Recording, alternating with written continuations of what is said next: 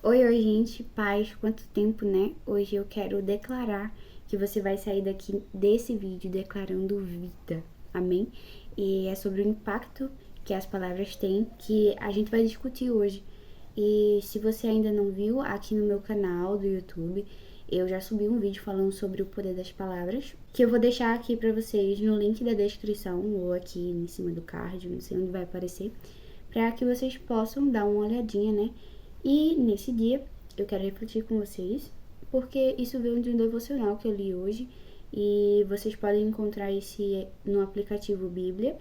E eu já citei ele aqui em outro vídeo que vocês podem encontrar. E o devocional se chamava Espírito Santo Me Ajuda. Então vou começar agora a refletir com vocês.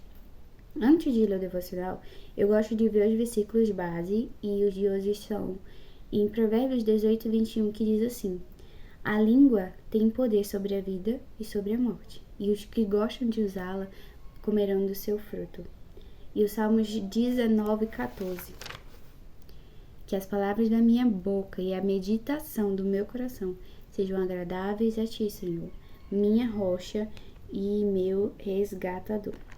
Em Marcos 11:22-23, a gente vai encontrar também, dizendo assim, Jesus respondendo: tenham fé em Deus. Eu asseguro que se alguém disser a este monte, levanta-te e atira-se no mar, e não duvidar em seu coração, mas crer que acontecerá o que diz, assim lhe será feito. E eu quero começar a incentivar vocês a se perguntarem o que a gente está colhendo das nossas palavras. O que você tem dito? Será que as palavras que você diz, elas estão trazendo vida ou morte? As suas palavras trazem alegria ou desespero, causam ansiedade nas pessoas? As suas palavras trazem dúvida? Você declara paz ou preocupação? Você declara bênção ou maldição? O que você diz hoje sobre sua vida e sobre a vida dos outros, sobre a sua circunstância? Você murmura mais do que agradece? A gente tem que ter cuidado, que na Bíblia diz, bem profundo, né? Fala em Provérbios 21:9, que diz assim, não, é melhor viver no deserto do que com uma mulher briguenta. Então a gente vê como é difícil viver com uma pessoa assim, que só murmura. E como a gente leu já em Salmos, assim, que diz que as minhas palavras da boca e a meditação do meu coração sejam agradáveis a ti, Senhor, minha rocha, meu redentor. E como seria bom se fosse assim a nossa confissão, como a do Salmo 19. Apesar das nossas estações, e não sei qual tempo você está passando, né? Se está passando por um momento ruim ou bom, que a nossa vida se move em direção às nossas palavras, que com ela a gente possa dar vida a cada coisa que a gente declara. E eu também fui juntando, junto com o devocional e o que eu passei ontem, foi que eu estava ouvindo um louvor que cantavam a passagem da Bíblia em Abacuque 3, versos 17 e 18, que diz: portanto, ainda que a figueira não floresça, nem haja fruto da vide, o produto da oliveira minta e os campos não produzam mantimento, as ovelhas da manada sejam arrebatadas e nos currais não haja vacas. Todavia, eu me alegrarei no Senhor, exultarei no Deus da minha salvação. E às vezes a gente canta ou lê e não para pensar, né? O que significa essa palavra? O que esse autor quis dizer com isso? E então eu perguntei ao meu pai, pai, o que significa a expressão o produto da oliveira minta? E ele falou que era algo relacionado à escassez, sobre falta, sobre seca. E como indica, né, a frase anterior da figueira não florescer. Então no verso 18, ao invés da pessoa reclamar por não ter o que comer, a gente vê que ela diz que se alegrará no Senhor. Isso é forte, porque muitas coisas em nossas vidas, elas parecem secas ou já mortas, eu não sei para você como está passando a sua vida. Mas a gente é ser humano e é normal a gente focar não no que é bom, mas sim focar mais no que as coisas ruins, na situação ruim da nossa vida. Mas a gente tem que agradecer a Deus, crendo que, como diz em Romanos 8:22, todas as coisas cooperam para o bem daqueles que amam a Deus. E hoje eu quero te encorajar a começar a declarar vida com a ajuda do Espírito Santo quando você sair daqui desse vídeo, ou agora mesmo, né? Declare isso.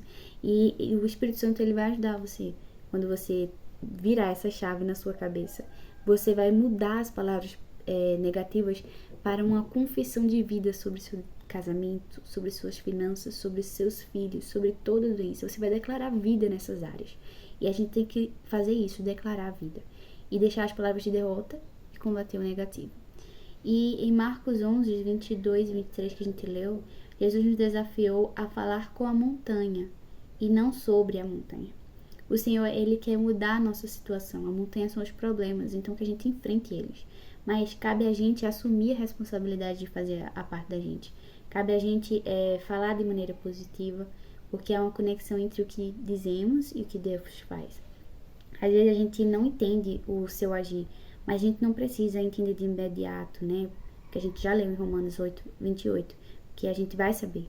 E a gente tem que declarar as coisas em meio à tribulação, que hoje vai ser um dia bom, que você vai conseguir. E cabe a gente declarar, e é por isso que é importante que a gente tenha essa consciência do que a gente está falando, do que a gente está pensando, né, sobre a nossa vida.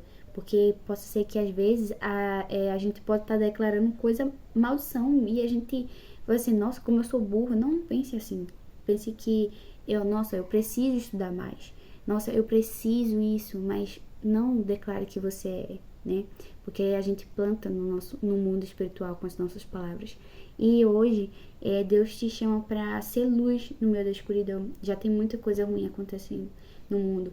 E a gente precisa mostrar às pessoas que ainda há esperança. Mesmo Jesus tendo morrido lá, no terceiro dia ele ressuscitou. Para o mundo, a esperança é a última que morre. Mas para nós, cristãos, Jesus é a esperança. E a esperança nunca vai morrer, né? E Deus quer dar vida a gente, vida em abundância. E a gente precisa mostrar às pessoas que temos essa esperança por meio do Espírito Santo. E não vamos afundar no meio da tempestade. Mesmo que os mar venham, sopre e balance, Deus está conosco. E não importa a estação que a gente está vivendo. A gente tem que ser capaz de declarar de maneira esperançosa na nossa situação. E eu queria terminar essa reflexão com uma oração. Então eu peço que você repita comigo aí de casa. Senhor, Tu és a minha rocha, meu Redentor. Que as minhas palavras sejam pensamentos sejam aceitáveis diante de Ti. Traga vida à minha língua, para que eu possa falar com palavras de fé e amor, com graça e esperança. Amém, né? E amém. Eu espero muito que esse vídeo venha ajudar você a refletir, que a gente venha plantar no mundo espiritual coisas boas para assim plantar.